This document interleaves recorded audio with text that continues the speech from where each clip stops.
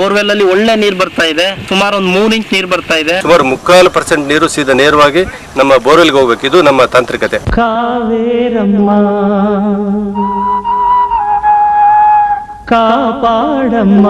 Borewell recharge ಇವರದ್ದು ಸುಮಾರು ಒಂದು 14 ಎಕರೆ ಜಾಗ. ನಾವೆಲ್ಲ ಜಿಯೋ ಫಿಸಿಕಲ್ ಎಲೆಕ್ಟ್ರಾನಿಕ್ ಸರ್ವೆ ಅಂತ ಮಾಡ್ತೀವಿ. ನಮ್ಮ ಬಾಡಿನ ಹೆಂಗೆ ಸ್ಕ್ಯಾನ್ ಮಾಡಿದಾಗ ನಮ್ಮ ಭೂಮಿಯನ್ನು ಸಹ ನಾವು ಸ್ಕ್ಯಾನ್ ಮಾಡ್ತೀವಿ. ಎಲ್ಲ ಕಡೆ ನಾವು ಓದಲ್ಲ ಚಾಲೆಂಜ್. ರೈತರು ಹೇಳ್ತಾರೆ, ಸರ್ ನೀವು 3 ಇಂಚ್ ಅಂತ ಹೇಳ್ತೀರಾ, ನೀವು ಹೋಗ್ಬಿಡ್ತೀರಾ, ನೀರು ಬರದೆ ಹೋದ್ರೆ ಹೇಗೆ ಅಂತ ಕೇಳ್ತಾರೆ. ಎಷ್ಟು ಕೊಡಿ, ನನಗೆ ಚಾಲೆಂಜ್ ಮಾಡ್ತೀನಿ.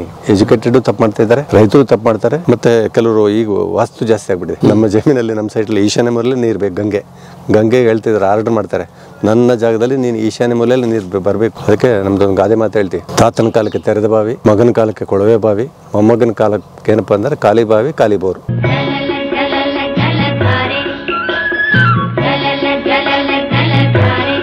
ಸ್ನೇಹಿತರೆ ನಮಸ್ಕಾರ. ಕಲಾ ಮಾಧ್ಯಮಕ್ಕೆ ಮತ್ತೊಮ್ಮೆ ಆತ್ಮೀಯವಾದ ಸ್ವಾಗತ. ಬನ್ನಿ ನಾವು ದೇವರಾಜ್ ರೆಡ್ಡಿ ಅವ್ರನ್ನ ಭೇಟಿ ಮಾಡೋಣ. ನಾನು ಹೀಗಂತ ಹೇಳಿದ್ರೆ ಯಾವ ದೇವರಾಜ್ ರೆಡ್ಡಿ ಅವರು ಪರಂ ಅಂತ ನೀವು ಕೇಳ್ಬೋದು. ಅದೇ ನಮ್ಮ ಬೋರ್ವೆಲ್ಗಳ ರೀಚಾರ್ಜ್ ಮಾಡುವಂತಹ ತಜ್ಞ ದೇವರಾಜ್ ರೆಡ್ಡಿ ಅವರು. ಅಂದರೆ ನಿಮ್ಮಲ್ಲಿ ಅನೇಕ ಜನರಿಗೆ ತಕ್ಷಣ ನೆನಪಿಗೆ ಬರ್ತಾರೆ ನಮ್ಮ ದೇವರಾಜ್ ರೆಡ್ಡಿ ಅವರು. ನೀವು ವೀಕೆಂಡ್ ವಿತ್ ರಮೇಶ್ ಕಾರ್ಯಕ್ರಮವನ್ನು ನೋಡ್ತೀವಿ ಅನ್ನೋದಾದರೆ ದೇವರಾಜ್ ರೆಡ್ಡಿ ಅವರ ಪರಿಚಯ ನಿಮ್ಗೆ ಚೆನ್ನಾಗಿರುತ್ತೆ. ಆ ಕಾರ್ಯಕ್ರಮದಲ್ಲಿ ಬಹಳ ಅಮೂಲ್ಯವಾದಂಥ ಒಂದು ಸಂದರ್ಶನ ಅಥವಾ ಒಂದು ಸರಣಿಯಾಗಿತ್ತು ನಮ್ಮ ದೇವರಾಜ್ ರೆಡ್ಡಿ ಅವ್ರದ್ದು. ಅವರು ಮೂಲತಃ ಚಿತ್ರದುರ್ಗ ಜಿಲ್ಲೆಯವರು ಸ್ನೇಹಿತರೆ, ಕೋಟೆನಾಡಿನ ಚಿತ್ರದುರ್ಗದವರು. ನೀರಾವರಿಯ ಬಗ್ಗೆ, ಉದಾಹರಣೆಗೆ ಈಗ ರೈತರು ಅಥವಾ ಬೇರೆ ಯಾರಾದರೂ ಬೋರ್ವೆಲ್ ಹಾಕಿಸ್ತಾರೆ, ಅದರಲ್ಲಿ ಕೆಲವು ದಿನ ನೀರು ಬರುತ್ತೆ, ಆಮೇಲೆ ನೀರು ನಿಂತೋಗ್ಬಿಡುತ್ತೆ. ಆ ಬೋರ್ವೆಲ್ಗಳನ್ನು ರೀಚಾರ್ಜ್ ಮಾಡುವ ಮೂಲಕ, ಹೊಸ ರೀತಿಯ ಅವುಗಳನ್ನು ಕಟ್ಟುವ ಮೂಲಕ ಅಲ್ಲಿ ಮತ್ತೆ ನೀರಿನ ಸೆಲೆ ಉಕ್ಕಿಸುವಂತಹ ಒಳ್ಳೆಯ ಕೆಲಸವನ್ನು ಮಾಡ್ತಾ ಈ ಭೂಮಂಡಲಕ್ಕೆ ಅತ್ಯಂತ ಅಗತ್ಯವಾಗಿ ತಕ್ಷಣಕ್ಕೆ ಬೇಕಾಗಿರುವಂತಹ ನೀರಿನ ವ್ಯವಸ್ಥೆಯನ್ನು ಮಾಡ್ತಿರೋಂಥವ್ರು ನಮ್ಮ ದೇವರಾಜ್ ರೆಡ್ಡಿ ಅವರು. ಅವರು ಬೋರ್ವೆಲ್ ರೀಚಾರ್ಜ್ ಎಕ್ಸ್ಪರ್ಟ್. ಬನ್ನಿ ಅವ್ರ ಜೊತೆ ಮಾತಾಡೋಣ. ಇದು ಸ್ನೇಹಿತರೆ ಇರುವಂಥ ಚಿತ್ರದುರ್ಗ ಅಲ್ಲ, ಇದು ನಮ್ಮ ಬೆಂಗಳೂರು ಹತ್ತಿರದ ಕುಡಿಗಲ್ ರಸ್ತೆಯ ಸೋಲೂರು ಬಳಿ ಇರುವಂತಹ ಮದಗೊಂಡನಹಳ್ಳಿ ಅಂತನ್ನುವ ಗ್ರಾಮ. ಇಲ್ಲಿ ಒಂದು ತೋಟದಲ್ಲಿ ಅವರು ಬೋರ್ವೆಲ್ ರೀಚಾರ್ಜ್ ಮಾಡ್ತಿದ್ದಾರೆ. ಪರಂ ನಾನು ಬೆಂಗಳೂರು ನಿಮ್ಮ ಊರ ಹತ್ರ ಇದನ್ನು ಬರ್ತೀರಾ ಅಂದರು. ಸೊ ನಾವು ಬಂದಿದ್ದೀವಿ, ಬನ್ನಿ ನೋಡೋಣ. ರೈತರಿಗೆ ಯಾಕೆ, ಎಲ್ಲ ಮನುಷ್ಯರಿಗೂ ಅಗತ್ಯವಾದಂಥದ್ದು ನೀರು. ಸೊ ಬತ್ತಿ ಹೋದ ನೀರನ್ನು ಪುನರ್ಸ್ಥಾಪಿಸ್ತಿರುವಂತಹ ದೇವರಾಜ್ ರೆಡ್ಡಿ ಅವರ ಸಂದರ್ಶನಕ್ಕೆ ಅವರ ಬದುಕಿಗೆ ಆತ್ಮೀಯವಾದ ಸ್ವಾಗತ. ವೆಲ್ಕಮ್. ನೋಡಿ, ಇದೆ ಮದಗೊಂಡನಹಳ್ಳಿಲಿ ಒಂದು ತೋಟದಲ್ಲಿ ಅವರು ಬೋರ್ವೆಲ್ ರೀಚಾರ್ಜ್ ಕೆಲಸ ಮಾಡ್ತಿದ್ದಾರೆ. ಸಂಪದ್ಭರಿತವಾದ ಮಾವಿನ ತೋಟ ಇದು, ತೋತಾಪುರಿ. ಸರ್ ನಮಸ್ತೆ ಸರ್, ಹೇಗಿದ್ದೀರಿ ಸರ್? ಇವತ್ತು ಕಾಲ ಕೊಡು ಬಂದ್ಬಿಡ್ತು. ಏನು ಮಾಡ್ತಾ ಇದ್ದೀರಿ ಇವತ್ತಿನ ಕೆಲಸ? ಬೋರ್ವೆಲ್ ರೀಚಾರ್ಜ್ ಇವರದ್ದು ಸುಮಾರು ಒಂದು 14 ಎಕರೆ ಜಾಗ. ಈ ಜಾಗ ಎಲ್ಲ ಮಾವಿನ ತೋಟ. ಎಲ್ಲ ಸುಮಾರು 600 ಅಡಿ ಎಲ್ಲ ಹೋಗಿದ್ದಾರೆ. ಅಕ್ಕಪಕ್ಕದಲ್ಲಿ ಸುಮಾರು ಸಮಸ್ಯೆ ಆಗಿದೆ. 600 ಅಡಿ ಹೋಗಿದ್ದಾರೆ. 600 ಅಡಿ ಹೋಗಿದ್ದಾರೆ. ಅಡಿಕೆ ಮಾಡಿಬಿಟ್ಟಿದ್ದಾರೆ. ಮಾವು ಅಡಿಕೆ ಹಾಕಿದ್ದಾರೆ. ಅಡಿಕೆ ಬೋರಲ್ಲಿ ನೀರಿಲ್ಲ, ಟ್ಯಾಂಕರ್ ನೀರು ಹಾಕ್ಸ್ತಿದ್ದಾರೆ. ಟ್ಯಾಂಕರ್ ನೀರು ಬಂದು ಅಡಿಕೆ ತೋಟಕ್ಕೆ ನೀರು ಬರ್ತಾ ಇದೆ. ಅಂದರೆ ವಾಟರ್ ಟೇಬಲ್ ಅನ್ನೋದು ಎಷ್ಟು ಮಟ್ಟಿಗೆ ಕೆಳಗೆ ಹೋಗಿದೆ ಅನ್ನೋಕ್ಕೆ ಇದೊಂದು ಉದಾಹರಣೆ. ಈಗ ಮಳೆಗಾಲದಲ್ಲಿ ಇದ್ವಿ, ಒಳ್ಳೆ ಪೊಟೆನ್ಷಿಯಲ್ ಜಾಗ, ಇಂಥ ಜಾಗದಲ್ಲಿ ನೀರಿಲ್ಲ. ಈ ಸ್ಥಿತಿಗೆ ಬಂದಿದ್ರು. ಇದು ಮಾಗಡಿ ಸುತ್ತಮುತ್ತ ಅದು ಸೋಲೂರು ಒಳ್ಳೆ ಕೆರೆ, ಕಟ್ಟೆ, ಕುಂಟೆ, ಪಕ್ಕದಲ್ಲಿ ತಟ್ಟೆ ಕೆರೆ ಅಂತಿದೆ. ಇಷ್ಟೆಲ್ಲ ಕೆರೆಗಳಿರುವಂಥ ಜಾಗದಲ್ಲಿ ನೀರಿಲ್ಲ. ಹಾಗಾಗಿ ನಮಗಿರ್ತಕ್ಕಂಥದ್ದು ಆಪ್ಷನ್ ಏನಂದರೆ, ಈ ಪ್ರದೇಶದಲ್ಲಿ ಒಂದು ವರ್ಷಕ್ಕೆ 900 ಮಿಲಿಮೀಟರ್ ಮಳೆ ಬರುತ್ತೆ. ಇದು ಒಂದು ಸಣ್ಣ ಒಂದು ಜಾಗ ಅಷ್ಟೇ. ಈ ಥರದಲ್ಲಿ ಬೆಂಗಳೂರು ಸುತ್ತಮುತ್ತ ಏನೋ ಕೃಷಿ ಮಾಡಿರ್ತಕ್ಕಂಥ ಕುಟುಂಬಗಳಾಗ್ಬೋದು, ಕುಡಿಯೋಕ್ಕಾಗ್ಬೋದು, ಇಂಡಸ್ಟ್ರಿಗಳಿಗಾಗ್ಬೋದು ಫೋನ್ ಹಾಕುವಂಥದ್ದು ಟ್ಯಾಂಕರ್ಗೆ, ನನಗೆ ಅರ್ಜೆಂಟ್ 5 ಟ್ಯಾಂಕರ್ ನೀರು ಬೇಕು, 6 ಟ್ಯಾಂಕರ್ ಬೇಕು. ಮತ್ತು ಬೋರ್ವೆಲ್ ಹಾಕ್ಸುವಾಗ ಈ ದಾಬಸ್ಪೇಟೆ, ನೆಲಮಂಗಲದ ಬೋರ್ವೆಲ್ ಮಾಲೀಕರು ಹೇಳ್ತಾರೆ, 10 ಬೋರ್ ಕೊಡಿದ್ರೆ 8 ಫೇಲ್ ಆಗುತ್ತೆ, 2 ಪಾಸ್ ಆಗುತ್ತೆ. ಮತ್ತು ಬೋರ್ವೆಲ್ ಕೊರೆಯುವಾಗ 800 ಆಗಿದೆ, 1000 ಅಡಿ ಆಗಿದೆ, 1200 ಆಗಿದೆ, 1300 ಆಗಿದೆ, 1500 ಆಗಿದೆ ಅಂತ ಬರುವಂಥದ್ದು ಬರೀ ರಂಗೋಲಿ ಪೌಡ್ರ್, ಬಂಡೆ ನಮ್ಮ ಸುತ್ತಮುತ್ತ ಇರ್ತಕ್ಕಂಥ ರಾಮನಗರ ಗ್ರಾನೈಟ್ ಅಂತ ಏನು ಹೇಳ್ತೀವಲ್ಲ, ಸೇಮ್ ಗ್ರಾನೈಟ್ ಕಂಟಿನ್ಯೂ ಆಗ್ತಾ ಹೋಗುತ್ತೆ. ಒಂದೇ ಥರ ಬಂಡೆ ಪೌಡ್ರು, ಎಲ್ಲ ರಂಗೋಲಿ ಪೌಡ್ರ್ ಅಂತ ಹೇಳ್ಬೋದು. ಅದೇ ಒಂಥರ off white powder. Sir, Shivaganga ಅಂತ ಏನು ನಾವು ಬೆಟ್ಟ ನೋಡ್ತೀವಲ್ಲ, ಸೇಮ್ ಗ್ರಾನೈಟ್, ಫ್ರೆಶ್ ಗ್ರಾನೈಟ್ ಅಂತ ಹೇಳ್ತೀವಿ. ಅದರೊಳಗೆ ಯಾವುದೂ ಇದಿಲ್ಲ. ಮೇಲ್ಪದರದಲ್ಲಿ ಗ್ಯಾಪ್ಗಳಿದಾವೆ, ಅದೆಲ್ಲ ಜಲ ಖಾಲಿ ಮಾಡಿದ್ದೀವಿ. ಕೆಳಗಿರುವಂಥ ಬಂಡೆ ಒಳಗಿರೋಂಥ ನೀರು ಫಾಸಿಲ್ ವಾಟರ್ ಅಂತ, ಭೂಮಿ ಹುಟ್ಟಿ 4.5 ಬಿಲಿಯನ್ ಇಯರ್ಸ್. ಈ ನೀರು 4.5 ಬಿಲಿಯನ್ ಇಯರ್ಸ್ ಓಲ್ಡ್. ಇವತ್ತು ಬೋರ್ ಕೊಡಿದಾಗ ನನಗೆ 5 ಇಂಚ್ ಬಂತು, 3 ಇಂಚ್ ಬಂತು, ಅರ್ಧ ಇಂಚ್ ಬಂತು ಇರ್ತಲ್ಲ, ಈ ನೀರು ಸಹ ಅಷ್ಟೇ ಹೇಳೋದು. ಆ ನೀರು ತೆಗೆಯೋದಕ್ಕೆ ಇಷ್ಟು ಕಾಂಪಿಟೇಷನ್, ಗಣಿಗಾರಿಕೆ, ಜಲಕ್ಕೋಸ್ಕರವಾಗಿ, ನೀರಿಗೋಸ್ಕರವಾಗಿ ಗಣಿಗಾರಿಕೆ ಮಾಡುವಂಥ ಘಟ್ಟಕ್ಕೆ ಬಂದು ನಿಂತಿದೆ. ಎಜುಕೇಟೆಡು ತಪ್ಪು ಮಾಡ್ತಾಯಿದ್ದಾರೆ, ರೈತರು ತಪ್ಪು ಮಾಡ್ತಾರೆ, ಎಲ್ಲರೂ ತಪ್ಪುಗಳು ಮಾಡಿ ಬೋರಲ್ಲಿ ಭೂಮಿಯಲ್ಲಿ ನೀರನ್ನ ಹುಡುಕುವಂಥ ಇದರಲ್ಲಿ ಕಾಂಪಿಟೇಷನ್ ನಡೀತಾ ಇದೆ, ಯುದ್ಧ ನಡೀತಾ ಇದೆ. ಒಳಗಿರೋ ಭೂಮಿ ಒಳಗಿರೋ ನೀರು ತಗೊಳಗೆ ಯುದ್ಧ, ಅಂತರ್ಜಲದ ಗಣಿಗಾರಿಕೆ ಅಂತ ಹೇಳ್ಬೋದು. ಗಣಿಗಾರಿಕೆ ಬೇರೆ ಬೇರೆ ಗಣಿಗಾರಿಕೆ ಹೇಳಿದಲ್ಲ, ಇವತ್ತು ನೀರಿನ ಗಣಿಗಾರಿಕೆ. ಬೆಂಗಳೂರು ಸುತ್ತಮುತ್ತ ನೀರಿನ ಗಣಿಗಾರಿಕೆಯಾಗಿ ಇವತ್ತು ಬೆಂಗಳೂರಿಗೆ 30%, 35% ಬೆಂಗಳೂರಿಗೂ ನೀರಿಲ್ಲ. ಅಕ್ಕಪಕ್ಕದಲ್ಲಿ ನೀರಾದರೂ ಇಲ್ಲಿಂದ ತಗೊಂಡೋಗಿ ಬೆಂಗಳೂರು ಕೂಡ ಅಂದರೆ ಇಲ್ಲೇ ನೀರಿಲ್ಲ. ಇದು ವಾಸ್ತವ ಮುಖ್ಯವಾದ ಸಮಸ್ಯೆ. ಓಕೆ, ಇದು ಬರೀ ಬೆಂಗಳೂರಿನ ಸಮಸ್ಯೆನಾ? ಇಡೀ ದೇಶದ ಸಮಸ್ಯೆ. ಇಡೀ ಪ್ರಪಂಚದಲ್ಲಿ ಅತಿ ಹೆಚ್ಚು ಮಳೆ ಬರ್ತಕ್ಕಂಥ ದೇಶದಲ್ಲಿ ಭಾರತ ಸೆಕೆಂಡ್ ಪ್ಲೇಸಲ್ಲಿದೆ. ಇಡೀ ಜಗತ್ತಲ್ಲಿ ಅತಿ ಹೆಚ್ಚು ಮಳೆ ಬರುವ ಪ್ರದೇಶದಲ್ಲಿ 2ನೇ ಸ್ಥಾನ ಭಾರತ. ದಕ್ಷಿಣ ಅಮೆರಿಕ ಫಸ್ಟ್ ಪ್ಲೇಸ್. ಒಂದು ವರ್ಷಕ್ಕೆ 1596 ಮಿಲಿಮೀಟರ್ ಮಳೆ ಬರ್ತದೆ ದಕ್ಷಿಣ ಅಮೆರಿಕದಲ್ಲಿ. 2ನೇ ಅತಿ ಹೆಚ್ಚು ಮಳೆ ಬರ್ತಕ್ಕಂಥದ್ದು ನಮ್ಮ ಭಾರತ ದೇಶ. ನಮ್ಮ ದೇಶದಲ್ಲಿ ಒಂದು ವರ್ಷಕ್ಕೆ 1150 ಮಿಲಿಮೀಟರ್ ಮಳೆ ಬರುತ್ತೆ. ಸೆಕೆಂಡ್ ಪ್ಲೇಸ್, ಸೆಕೆಂಡ್ ರ್ಯಾಂಕಲ್ಲಿದೆ. ನೆಕ್ಸ್ಟು ಆಮೇಲೆ ಯುರೋಪು, ಆಮೇಲೆ ನಾರ್ತ್ ಅಮೆರಿಕಲ್ಲಿ ಬೇರೆ ಬೇರೆ ಪ್ಲೇಸಲ್ಲಿದೆ. ಸೆಕೆಂಡ್ ರ್ಯಾಂಕಲ್ಲಿರುವಂಥ ದೇಶದಲ್ಲಿ 50 ವರ್ಷ ಆಯಿತು ಬೋರ್ವೆಲ್ ಟೆಕ್ನಾಲಜಿ ನಮಗೆಲ್ಲ ಗೊತ್ತಾಗಿದ್ದ ಭಾರತೀಯರಿಗೆ. 50 ವರ್ಷ. ಅದಕ್ಕೆ ಮೊದಲು ಬಾವಿಯಲ್ಲಿ ನೀರು ಕುಡಿತಾ ಇದ್ದೆ. 4500 ವರ್ಷಗಳ ಇತಿಹಾಸ ಇದೆ ಬಾವಿಗಳಿಗೆ. ಈ ತೆರೆದ ಬಾವಿಗಳು ಆ ಬಾವಿಗಳಿಗೆ ಒಂದು ಆರ್ಕಿಟೆಕ್ಚರ್ ಬ್ಯೂಟಿ ಅದು. ಬಾವಿಯಲ್ಲಿ ನೀರನ್ನು ನೋಡುವಂಥದ್ದು, ನೀರು ತೆಗೆಯುವಂಥದ್ದು, ನೀರಲ್ಲಿ ಈಜಾಡುವಂಥದ್ದು ಅದೊಂದು ಕಲೆ. ಬೆಳಗ್ಗೆ ಎದ್ದು ಹೆಣ್ಮಕ್ಳು ಬಿಂದಿಗೆ ತಗೊಂಡೋಗಿ ಅದನ್ನು ಸ್ವಚ್ಛ ಮಾಡಿ ದೇವ್ರ ನೆನೆಸ್ಕೊಂಡು ಗಂಗೆಯನ್ನು ಹೊರಗೆ ತೆಗೆದು ನಮಸ್ಕಾರ ಮಾಡಿ ನೀರನ್ನು ಕೊಂಡೋಗಿ ಮನೆಗೆ ಪಾತ್ರೆಗೆ ಹಾಕ್ತಾಯಿದ್ರು. ಅಂತ ಕಲ್ಚರ್ ಹೋಯ್ತು ನೀರಿಲ್ಲ ಅಂತೇಳಿ.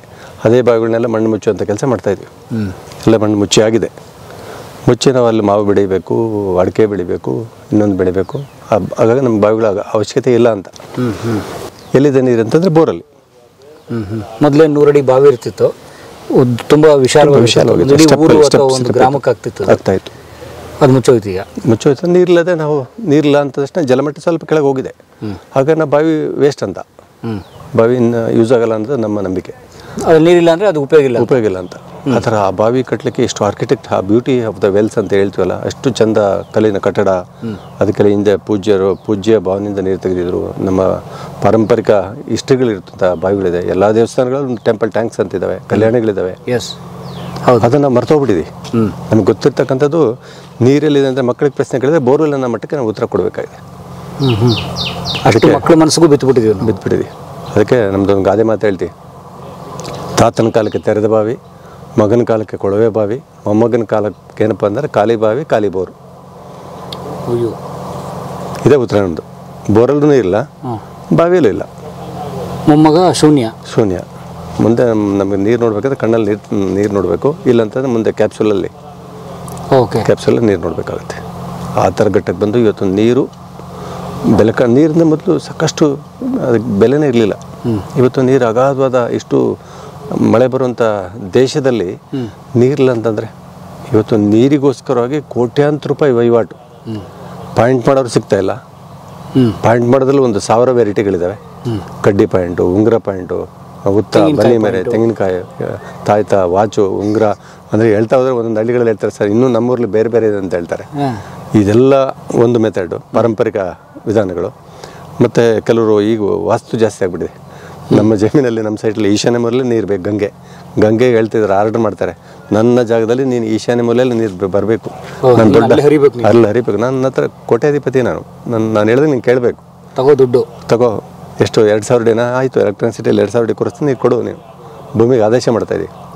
ಗಂಗಮ್ಮನಿಗೆ ಕೇಳ್ತೀವಿ, ನೀರಿಲ್ಲ ಇನ್ನೊಂದು ಹಾಕು, ಇಲ್ಲ ಇನ್ನೂ ಡೀಪ್ ಮಾಡು, ನಿನ್ನ ಗಾಡಿಯಲ್ಲಿ ರಾಡ್ ಎಷ್ಟಿದೆ ಅಷ್ಟು ಕೊಡ್ದೋಗ್ಬಿಡು, ಇಲ್ಲ ಬೋರಲ್ಲಿ ಹೇಳ್ತಾರೆ ನಿನ್ನ ಗಾಡಿ ಎಷ್ಟು 2 ಕೋಟಿನ ಗಾಡಿನೇ ಇಲ್ಲಿ ಬಿಟ್ಟೋಗ್ಬಿಟ್ಟು ನಾನು ಕೊರ್ಕೊತೀನಿ ಅಂತಾರೆ. ಆ ಮಟ್ಟಕ್ಕೆ ನಾವು ಗಂಗೆಯನ್ನು ಆರ್ಡರ್ ಮಾಡ್ತಾಯಿದ್ದೀವಿ. ನಾವು ಯಾಕೆ ನಮ್ಮ ಗುಲಾಮಳು ಅನ್ನೋ ರೀತಿ ಯಾಕಂದ್ರೆ ನನ್ನ ಹತ್ರ ದುಡ್ಡಿದೆ, ಗಂಗೆ ಯಾಕೆ ಒಲಿಯಲ್ಲ.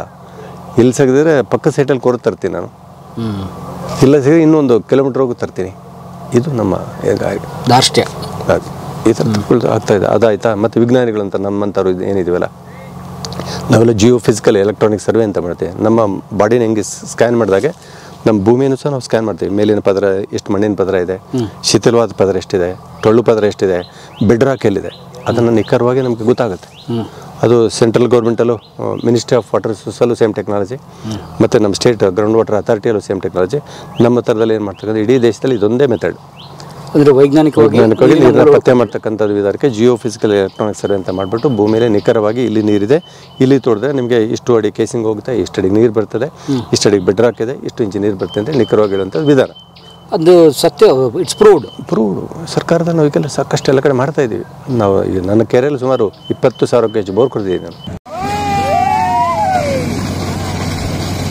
ಎಲ್ಲ ಕಡೆ ನಾವು ಓದಲೆಲ್ಲ ಚಾಲೆಂಜ್ ರೈತರು ಹೇಳ್ತಾರೆ, ಸರ್ ನೀವು 3 ಇಂಚ್ ಅಂತ ಹೇಳ್ತೀರಾ, ನೀವು ಹೋಗ್ಬಿಡ್ತೀರಾ, ನೀರು ಬರದೆ ಹೋದ್ರೆ ಹೇಗೆ ಅಂತ ಹೇಳಿ. ಎಷ್ಟು ಕೊಡಿ, ನನಗೆ ಚಾಲೆಂಜ್ ಮಾಡ್ತೀನಿ.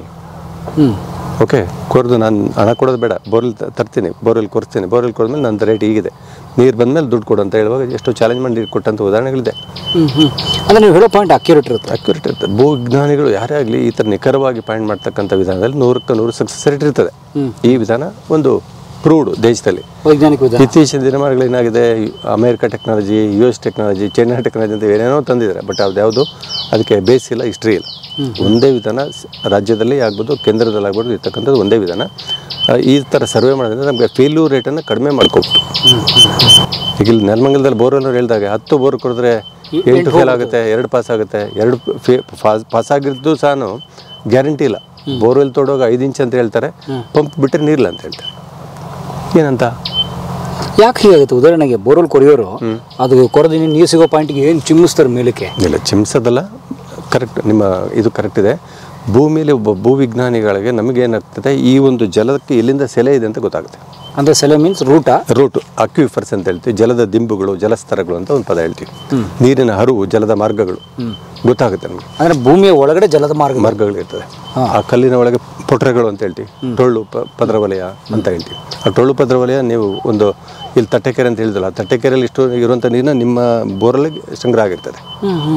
ಆ ಸೆಲೆಗಳನ್ನ ಹುಡುಕಂತ ನಮ್ಮ ಕೆಲಸ. ಕೆಲವೊಂದು ಕಡೆ ಒಂದೇ ಒಂದು ಗವಿ ಆಗಿರ್ತದೆ, ಸಣ್ಣ ಪೌಚ್ ಅಂತ, ಅಲ್ಲಿ ಸ್ಟಾಕ್ ಆಗಿರ್ತದೆ ನೀರು, ಗುಹೆ ಥರ. ಅದರಲ್ಲಿ ಸೇವ್ ಬಿಟ್ಟು ಒಂದು 5 ಲಕ್ಷ ಲೀಟರ್ ಇರ್ಬೋದು. ನೀವು ಬೋರ್ವೆಲ್ ತೋಡ್ತಾ ಹೋಗ್ತೀರಿ, 800 ಅಡಿಗೆ ನಮಗೆ ಸಾಕಷ್ಟು ನೀರು ಬಂದುಬಿಡ್ತು ಅಂತೀರ. ನನಗೆ ಗೊತ್ತು, ಇದೊಂದು ಪಾಕೆಟಲ್ಲಿ ಗುಹೆಯಲ್ಲಿ ಬಂದಂಥ ನೀರು ಈ ಬರುವಂಥದ್ದು 1 ದಿವಸ 2 ದಿವಸ ಖಾಲಿ ಆಗುತ್ತೆ ಅಂತ ನಮ್ಗೆ ಗೊತ್ತಾಗುತ್ತೆ.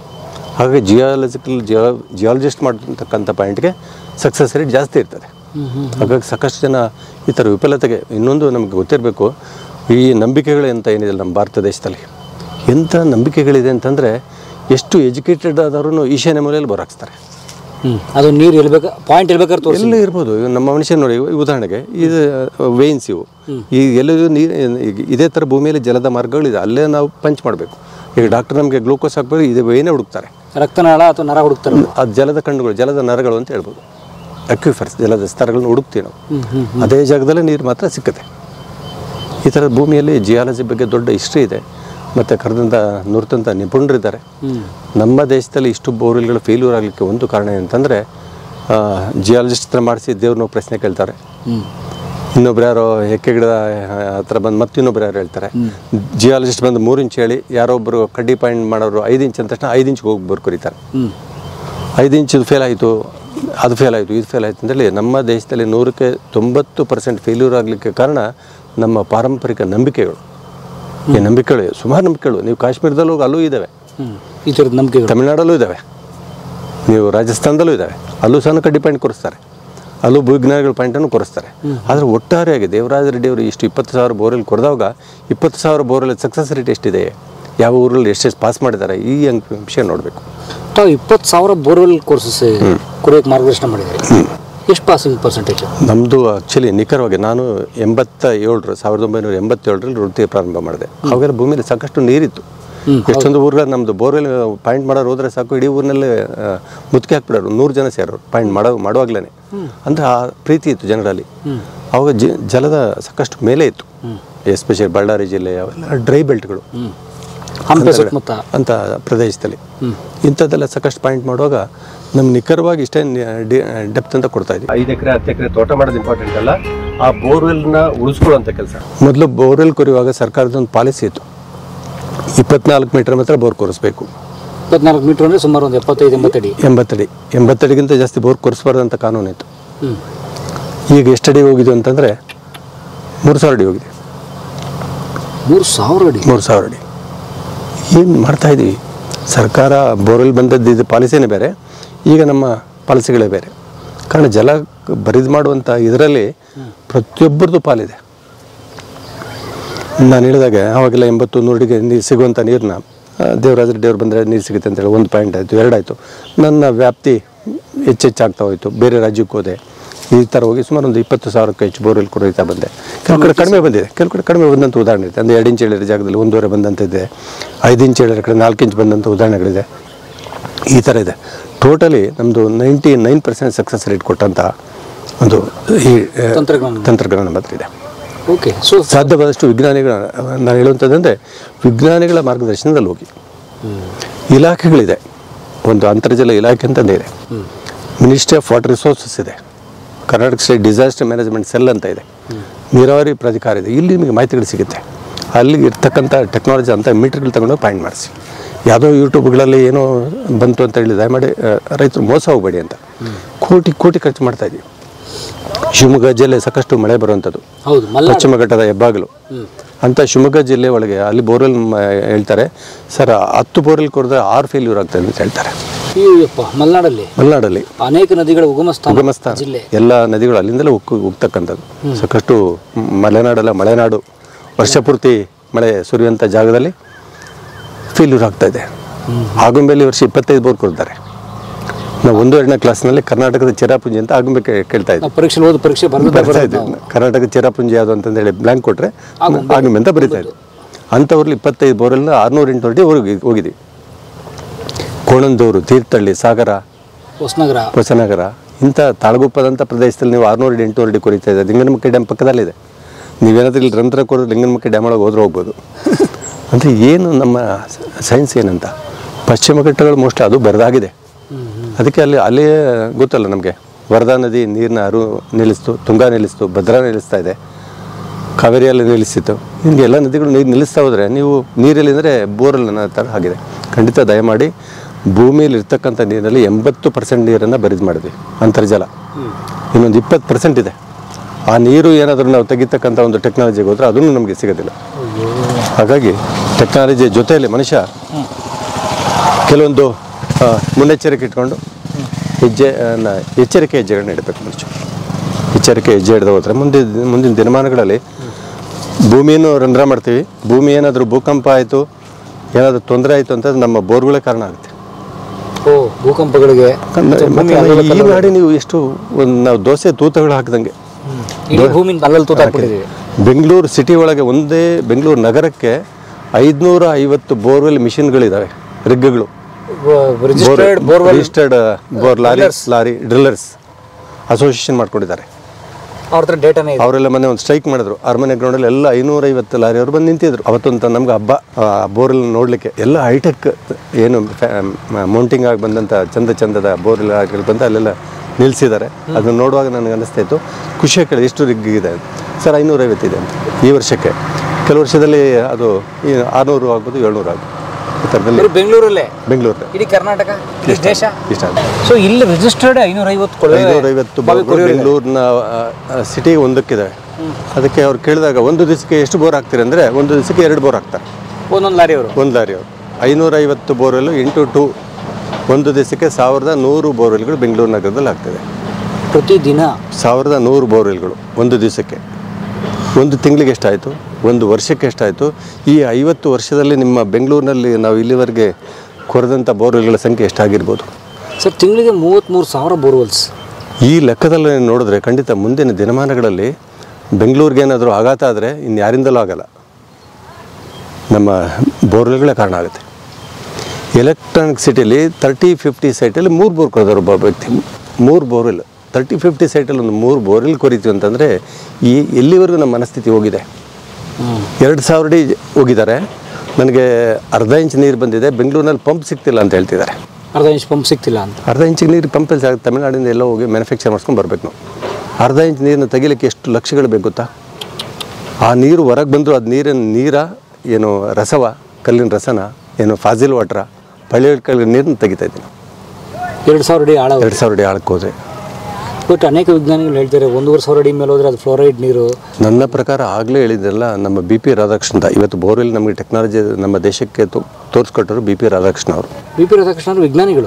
ಅವರು ವಿಜ್ಞಾನ ಪರಿಷತ್ತಲ್ಲಿ ಬೆಂಗಳೂರು ಪುಟ್ಟಯ್ಯ ರಾಧಾಕೃಷ್ಣ ಅಂತಂದೇಳಿ BPR ನಮ್ಮ ಪಿತಾಮಹ ಅಂತ ಹೇಳಿದ್ರು, ಭೂ ವಿಜ್ಞಾನದ ಪಿತಾಮಹ ಅಂತ ಅವರು 24 ಮೀಟರ್ಗಿಂತ ಜಾಸ್ತಿ ಬೋರ್ಗಳನ್ನ ಹೋಗಬಾರ್ದು ಅಂತೇಳಿ ಅವ್ರು ನಮಗೆ ಎಚ್ಚರಿಕೆ ಕೊಡ್ತಾಯಿದ್ರು.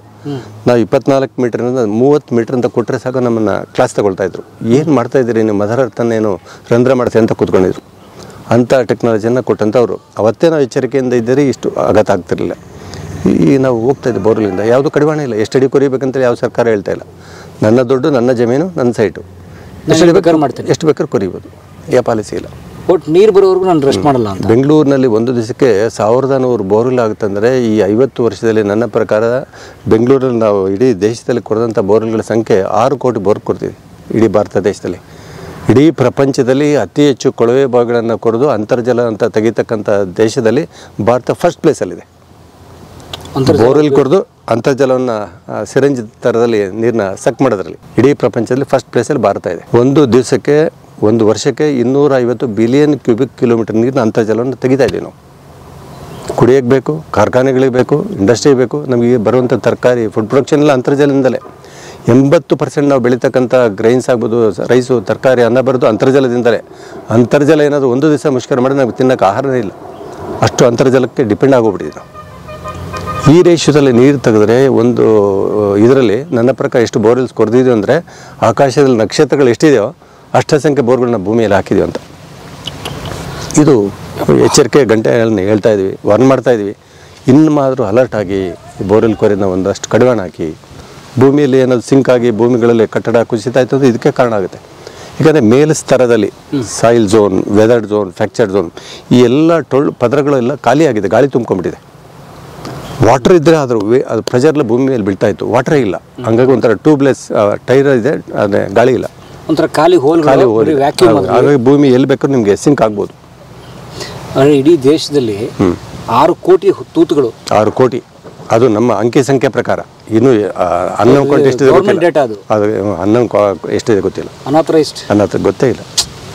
ಇದು ಬೋರ್ವೆಲ್ಗಳ ಒಂದು ದೊಡ್ಡ ಕತೆ. ಬೋರ್ವೆಲ್ಗಳಿಂದ ಹೋದರೆ ಕೋಟ್ಯಾಂತರ ರೂಪಾಯಿ ವಹಿವಾಟು. ಯಾವ ಥರ ಅಂತಂದರೆ ಈ ವರ್ಷ ಪಾಯಿಂಟ್ ಮಾಡೋರು ಸಿಗ್ತಾ ಇಲ್ಲ, ಬೋರ್ವೆಲ್ ಕೊರಿಯೋ ರಿಗ್ ಲಾರಿ ಸಿಗ್ತಾ ಇಲ್ಲ, ಮತ್ತು ರಿಗ್ ಸಿಕ್ಕುತ್ತೆ, ಸಮಸ್ಯೆಗಳಿದ್ದಾವೆ. ಕೆಲವು ನನಗೆ ಲೂಸ್ ಬಂತು, ಸಿಲ್ಟ್ ಬಂತು, ಬೋರ್ಡ್ರಸ್ ಬಂತು, ಬೋರ್ನ ಎತ್ಕೊಂಡು ಹೋಗ್ಬಿಟ್ಟ ಅನ್ನೋದು ಒಂದು ಸಮಸ್ಯೆ. ನೀರು ಸಿಕ್ಕಿದೆ, ನನಗೆ ಪಂಪ್ ಮ್ಯಾಚ್ ಆಗ್ತಿಲ್ಲ ಅಂತ ಒಂದು ಪಂಪಿಂದು ಕೋಟ್ಯಾಂತರ ರೂಪಾಯಿ ದೊಡ್ಡ ವಹಿವಾಟು. ಮತ್ತು ಪಂಪಲ್ಲಿ ನೀರು ಬರುವಂಥ ನೀರಿನ ಗುಣಮಟ್ಟದ ಅದಕ್ಕೊಂದು ದೊಡ್ಡ ವಹಿವಾಟು. ಅದಕ್ಕೊಂದು RO ಸಿಸ್ಟಮ್ ಬರ್ತದೆ, ಪ್ಯೂರಿಫೈಯರ್ ಬರ್ತದೆ. ಅಲ್ಲಲ್ಲ, ಹೊರಗೆ ಅಂದರೆ ಈ ನೀರಿನಿಂದ ಇವೆಲ್ಲ ಕೋಟಿ ಹೆಂಗೆ ಬಿಸ್ನೆಸ್ಗಳು. ಪಂಪನ್ನು ಎತ್ತಲಿಕ್ಕೆ ಒಬ್ಬರು ಬರ್ತಾರೆ, ಇಳಿಸ್ಲಿಕ್ಕೆ ಒಬ್ಬರು ಬರ್ತಾರೆ. ರಿವೈಂಡಿಂಗ್ ಅಂತ ಒಂದು ಬಿಸ್ನೆಸ್ಸು, ಮೋಟರ್ಗಳು, ಸ್ವಿಚ್ಗಳು, ಸೋಲಾರ್ ಪ್ಯಾನಲ್ಗಳು, ಕೋಟ್ಯಾಂತರ ವಹಿವಾಟಿದು. ಏನು ಯಾವ ಸ್ಥಿತಿ ಹೋಗ್ತದೆ, ನಾವು ನಿಜವಾದ ಸಮಸ್ಯೆ ಬಿಟ್ಕೊಂಡು ನಾವು ಪ್ಯಾರಲಲ್ ಆಗಿ ಬೇರೆ ಬೇರೆ ಇದನ್ನು ಹುಡುಕ್ತಾ ಇದ್ದೀವಿ ನಾವು. ನನ್ನ ಹತ್ರ ನೀರಿದೆ, ಪಂಪ್ ಮ್ಯಾಚ್ ಆಗಲ್ಲ ಅಂತ ಹೇಳ್ತಾರೆ. ಕೆಲವು ಕಡೆ ನೀರೇ ಸಿಗ್ತಿಲ್ಲ ಅಂತಾರೆ. ನಾನು ಭೂಮಿಯಿಂದ ಬ್ಲಾಸ್ಟ್ ಮಾಡಿ ನೀರು ತೆಗಿತೀನಿ ಅಂತ ಹೇಳ್ತಾರೆ ಬೋರೊಳಗೆ.